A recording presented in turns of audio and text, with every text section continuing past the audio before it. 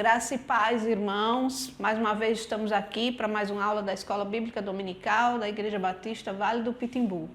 Nós estamos estudando o livro de Juízes, como todos já sabem, e hoje nós chegamos ao capítulo 15, né? Desde o capítulo 13, nós estamos estudando um dos personagens mais famosos do Antigo Testamento, que é Sansão, né? É um personagem cheio de controvérsias, um personagem interessante, porque tem uma personalidade muito peculiar, né? Por vezes ele é impulsivo, né? É interessante também que, dentre os juízes que o livro relata, Sansão foi escolhido no ventre da sua mãe, né? Ele nasceu já sendo destinado para essa função, né, de liderar Israel e derrotar os filisteus. E essa luta contra os filisteus é uma luta que vai se estender até o reinado de Davi, né?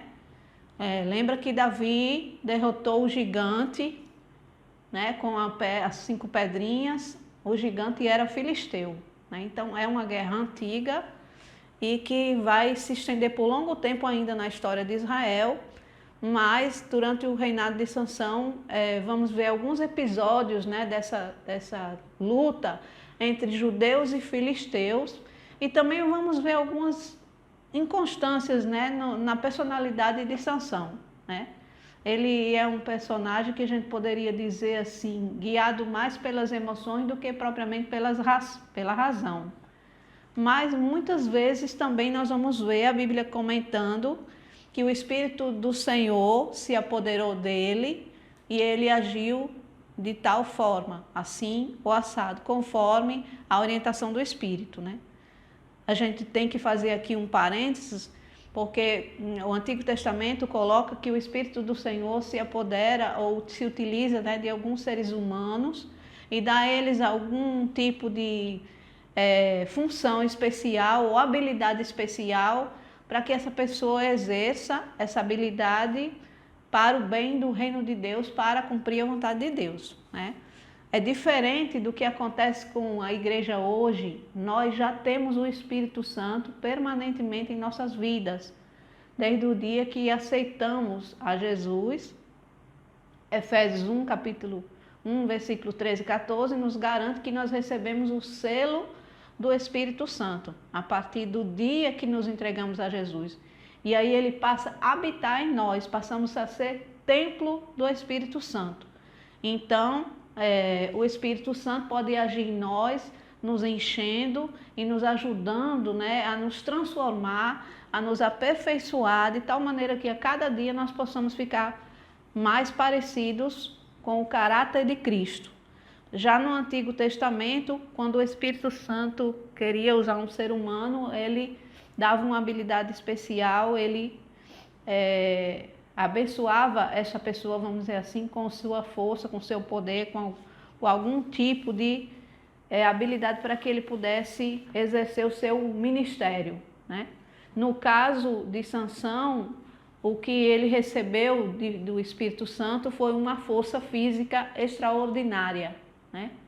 Nós vimos no capítulo 13 que ele era alguém que tinha feito um voto nazireu e foi explicado,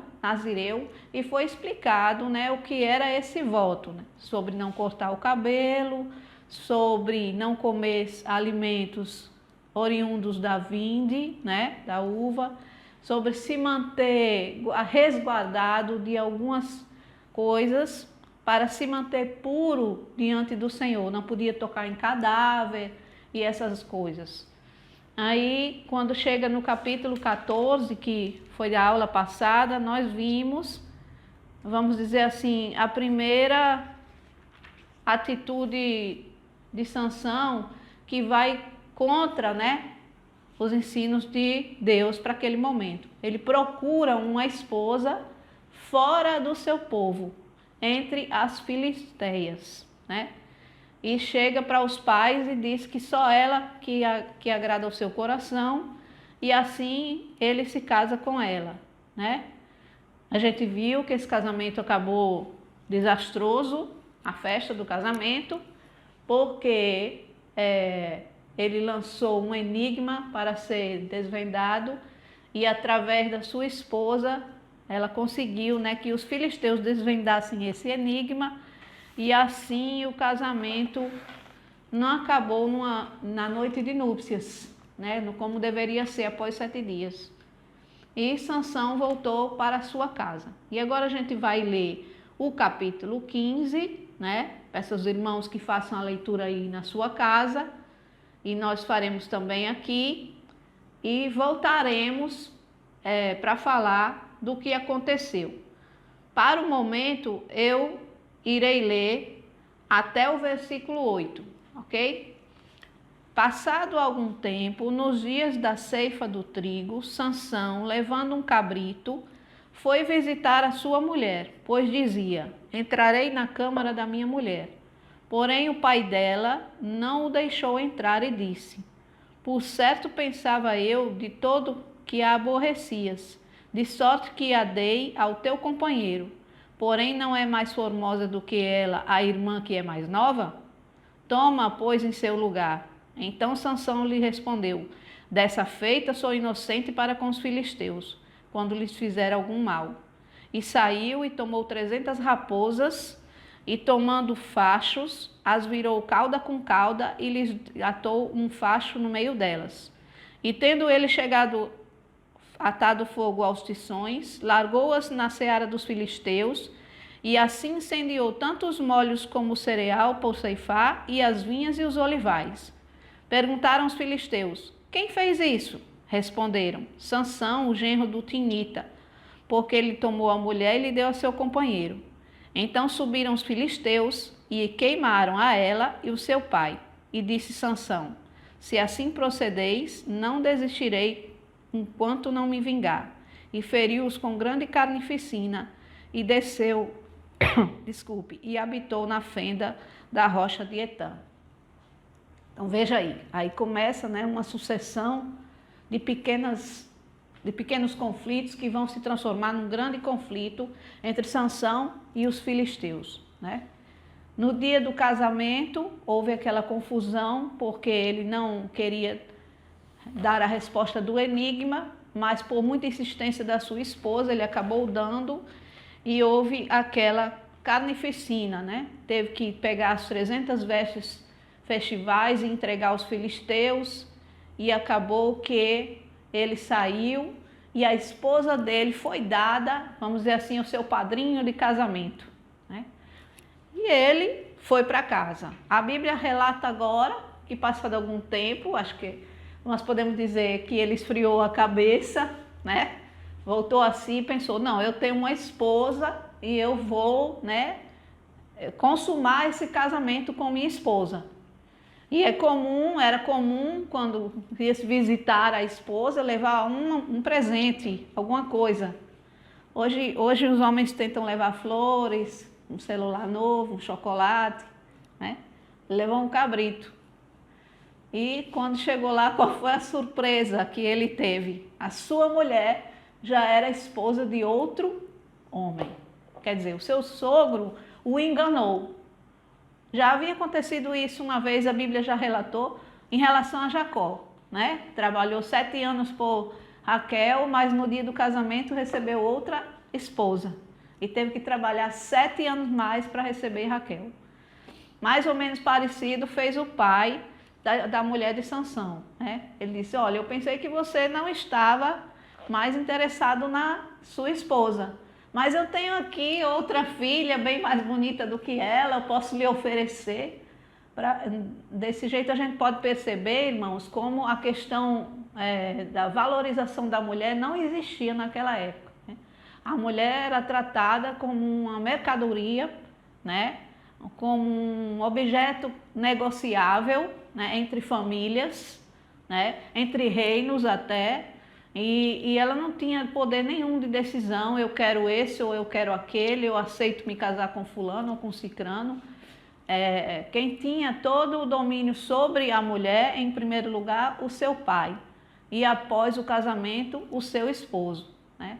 Então, os pais que tinham filhas mulheres, né, tratavam logo de fazer negócios e bons casamentos, né, que pudessem ser lucrativos para eles.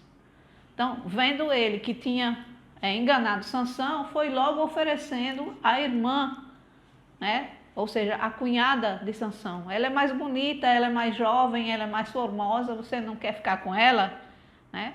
E Sansão, com seu espírito, né, vamos dizer assim, livre e revoltado, porque Sansão tinha um espírito revoltado. Ele não era uma pessoa que se conformava, não era uma pessoa pacifista, né? Ele gostava de lutar veementemente por aquilo que ele acreditava, né? Essa era uma das características dele. Por sinal, muito parecido com Pedro, né? Agia muito pelas emoções. E ele disse, dessa vez, se eu fizer alguma coisa contra os filisteus, não vai ser culpa minha. E o que ele fez, né? Com raiva dos filisteus, ele pegou 300 raposas, os irmãos imaginem aí, onde foi que ele foi encontrar, né, 300 raposas, e ele amarrou as raposas em 150 pares, cauda com cauda, e colocou o fecho para tocar fogo nessas raposas, né? A gente olhando assim à primeira vista pode pensar, mas que coisa mais cruel, né? Isso que ele fez. Mas a gente não pode também deixar de pensar que os filisteus e os judeus viviam numa guerra, né?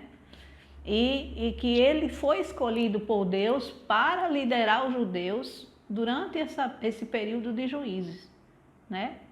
Então, os filisteus eram considerados inimigos.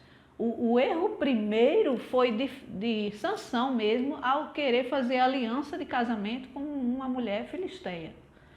E a maneira que ele encontrava, às vezes, para resolver os seus conflitos, seus problemas, não era assim tão convencional, né? Sentar numa roda, entrar num acordo, fazer um acordo, um tratado de paz.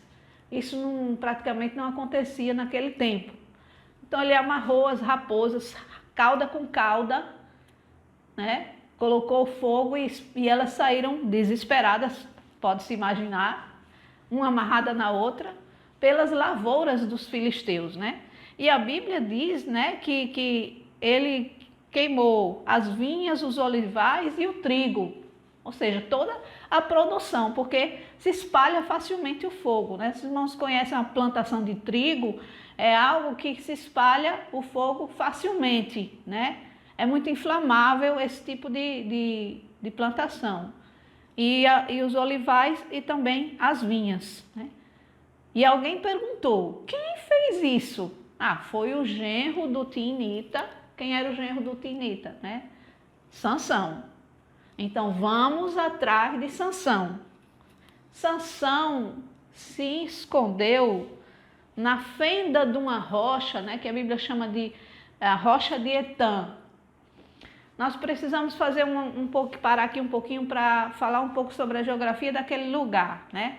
Nós estamos falando, não estou com o mapa aqui, mas irmãos, pensa aí na sua cabeça, nós estamos falando do Oriente, né?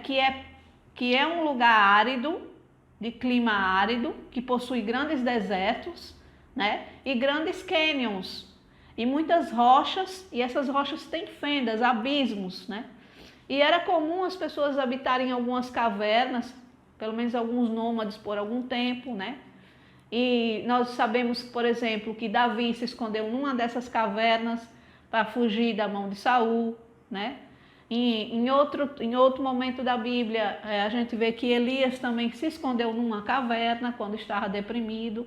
Então era comum, né, as pessoas transitarem por esse clima árido, por esses caminhos de deserto, por essas rochas e essas fendas, né? Não existia essa abundância de verde que nós vemos aqui no nosso país, por exemplo, como a floresta amazônica e o Pantanal, né?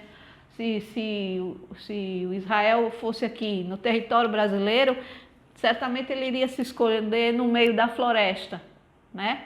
Mas como a situação lá, geograficamente falando, e o clima é outro, ele se escondeu na fenda de uma rocha, né?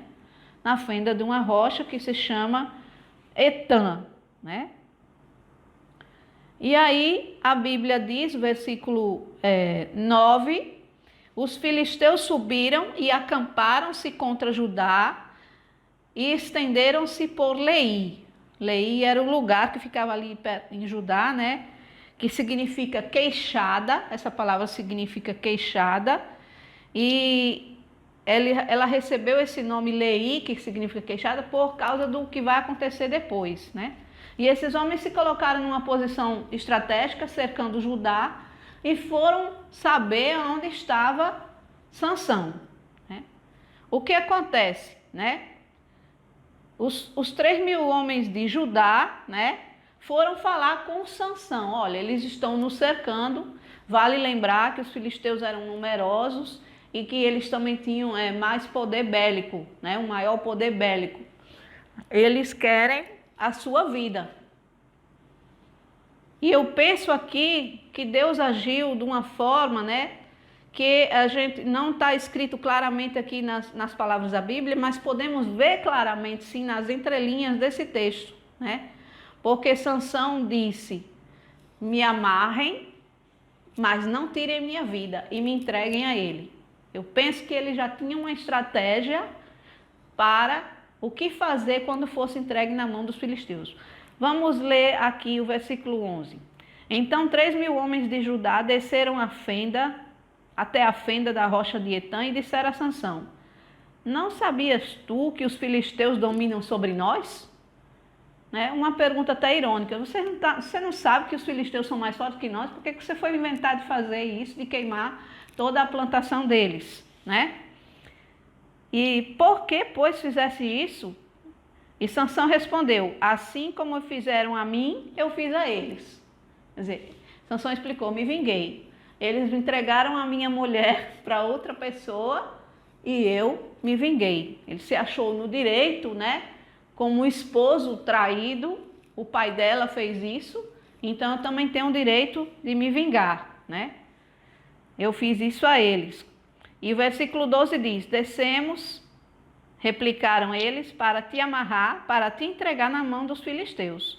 E Sansão lhes disse, jurai-me que vós mesmos não me matareis. E eles disseram, não, mas somente te amarraremos e te entregaremos nas suas mãos, porém de maneira nenhuma te mataremos.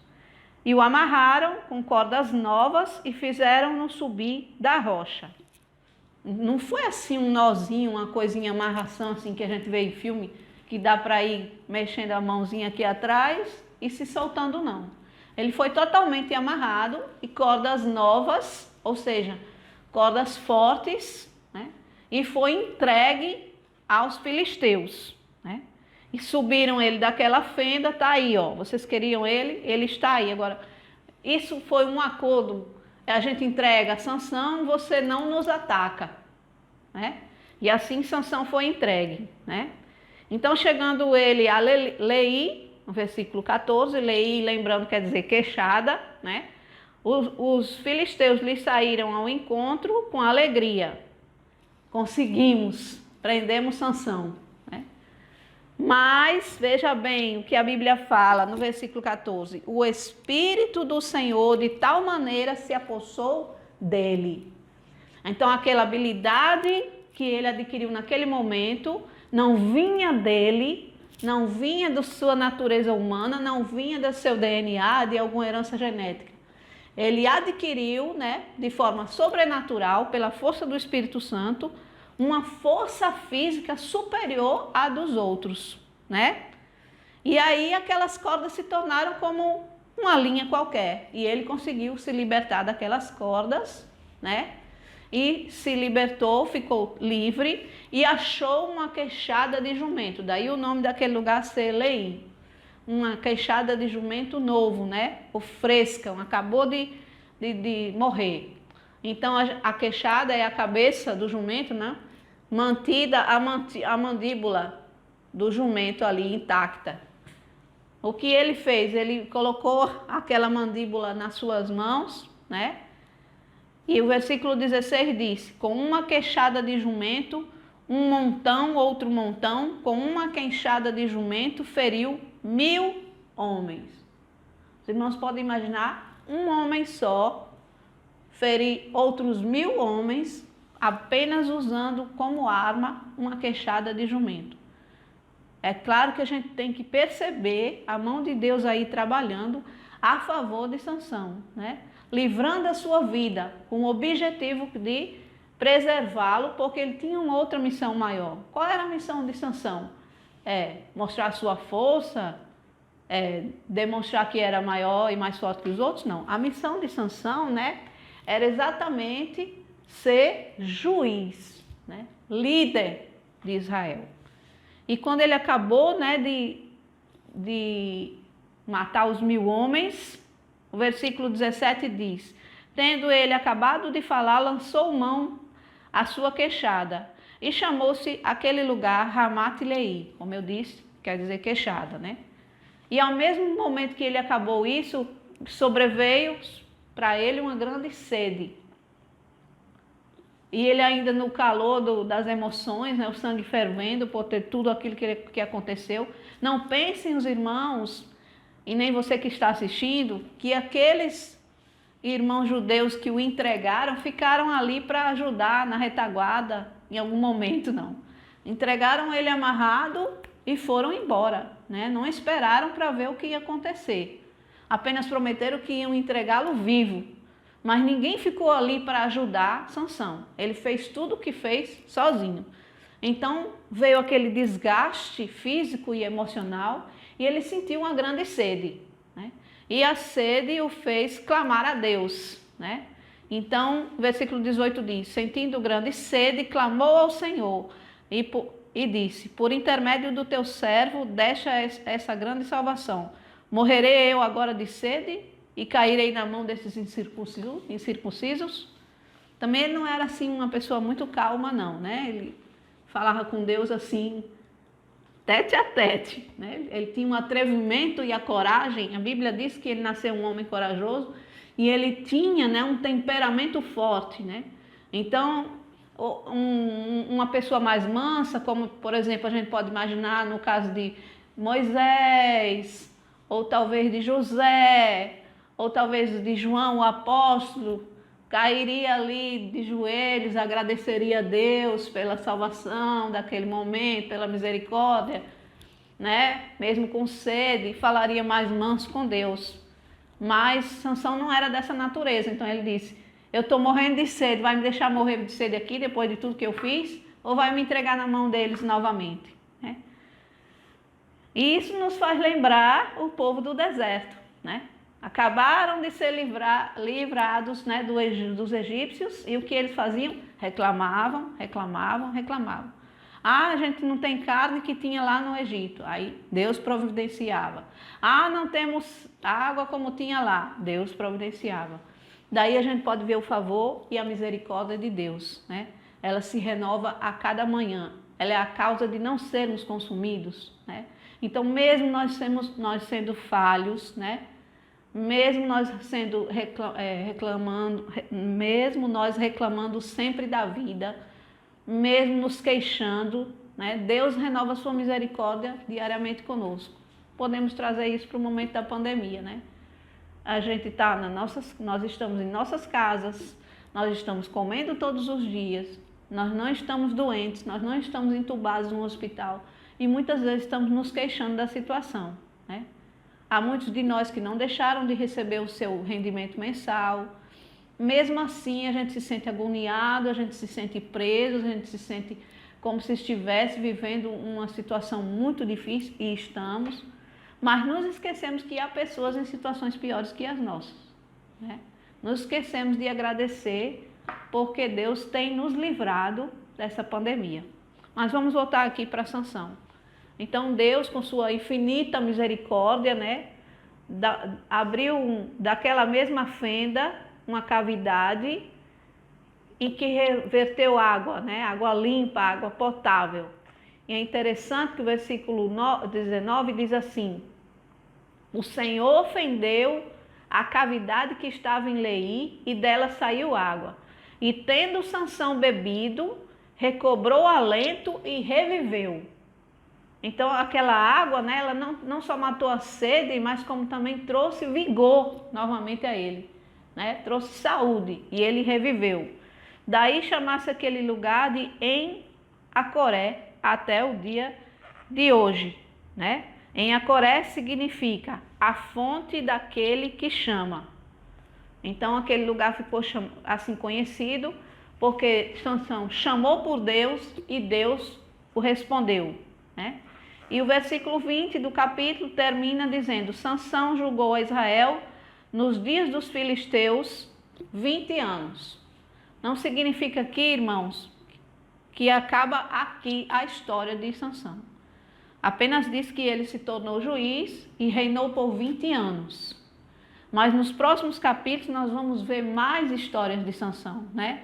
Sansão tinha algumas virtudes, alguns pontos fortes, como o seu vigor físico, a sua determinação, a sua coragem, né? A sua ousadia, poderíamos entender como pontos fortes, né? Mas ele também tinha as suas fraquezas. Uma delas, a sua vaidade, né? Ele se envaidecia dessas suas virtudes. E o outro ponto fraco de Sansão, mulheres, né? Então Sansão vai se envolver com outra mulher filisteia e essa vai ser uma derrocada para ele. Todo mundo conhece a história de Sansão e Dalila, né? E como é que, quanto foi difícil esse relacionamento, porque ele realmente se apaixonou para Dalila, mas isso são cenas dos próximos capítulos, né? Das próximas aulas. E daí nasce um romance de amor e ódio, né? De vida e de morte, né? Então, tudo isso nos faz trazer Sansão para mais perto de nós, porque ele era gente como a gente, humano como nós somos humanos, com algumas virtudes e algumas fraquezas, né? Que por vezes se deixava dominar pelo Espírito de Deus e por vezes se deixava dominar por sua própria natureza, né? Isso nos traz um alerta, né? Nós devemos estar sempre vigiando, não deixar, né, que nosso eu prevaleça sobre a vontade de Deus e deixar que o Espírito Santo sim domine nossa vida, que ele cresça em nós e o nosso eu diminua, né? E quando a gente tiver vontade, né, que não vem de acordo com a palavra de Deus, que a gente possa submeter essa vontade debaixo dos pés de Jesus Cristo. Amém? Espero que os irmãos tenham aproveitado a lição de hoje, né? E continuem nos acompanhando para os próximos acontecimentos na vida de Sansão. Se os irmãos tiverem alguma dificuldade para entender esse capítulo ou quiserem acrescentar algum comentário, fazer alguma pergunta, pode fazer aqui no nosso canal do YouTube ou nas nossas redes sociais. Pode também fazer pelo WhatsApp, tá aí o número do WhatsApp do pastor. Não, sinta-se à vontade, né, para discutir esse assunto. Coloque um comentário do que você está achando dessas aulas do YouTube, né? Mesmo que você não tenha nenhuma dúvida, né? Coloque um comentário, compartilhe com um amigo, coloque o seu joinha lá no canal, né? Para que a palavra de Deus possa se espalhar e possa chegar a mais pessoas. Obrigada a todos, Deus os abençoe.